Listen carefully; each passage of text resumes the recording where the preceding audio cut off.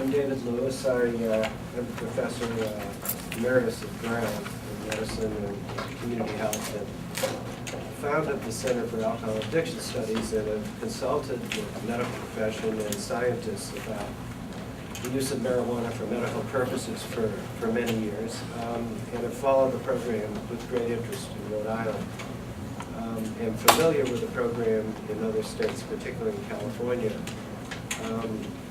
My observation is that Rhode Island has really taken the leadership role in the way it's monitored and controlled what's happened, spreading it throughout the medical community. Many physicians are participating. A lot of arguments about the science of this. Is this the best way to go? What does this really work? I think it's more or less settled by the National Academy of Science report that I have here that really shows that the use of medical marijuana in this way works for a whole number of conditions. The only real question is it really dangerous to do this? We've heard from the patients, clearly the science now supports that. So the question is there harm in this? Does it get diverted? Does it increase marijuana use in the community for those concerned about that issue? Is it part of leading to other drugs?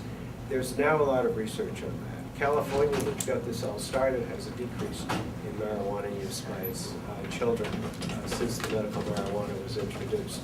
In terms of it leading to other drugs, there was never any evidence for that.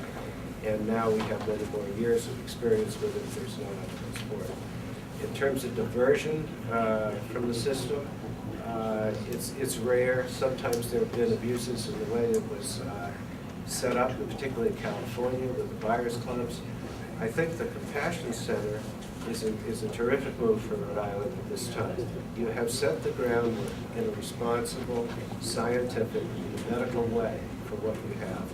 And the Compassion Center actually adds an element of safety for both the patients and the public, I think. And it's time to do that. I'm really appreciative that you're giving it that kind of consideration this year. I'd be happy to answer any questions about the science or those kinds of aspects that I'm most familiar with, but I really go from what the patients have said. And it's so clear that the arguments against it, including the alternatives, and I'm familiar with the science on the alternatives. The Marinol has already been stated by Todd Handel that it's not very well absorbed, and it's the experience of a lot of the patients who've talked about that the marijuana can be titrated better, it works faster. There's another experimental drug that's in trial called Sativex, and Sativex is being kind of sponsored by a pharmaceutical company, GW Pharmaceuticals, and that's an aerosol. And the research on that is somewhat mixed right now. It's not ready for FDA approval, and part of the research, interestingly enough, shows that it's not absorbed as fast or as efficiently, even in aerosol form, than marijuana is smoking. So as a physician, I'm not enthusiastic about the smoking route of administration, and neither was National Academy of Science.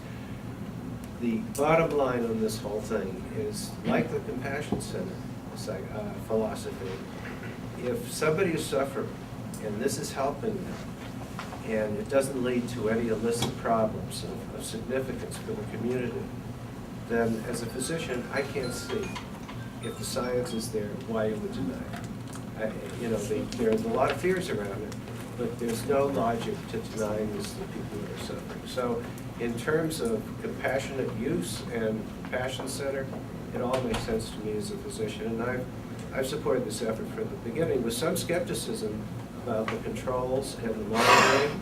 And I'm impressed with the health department, the medical profession, and the patients, all very responsible in this regard.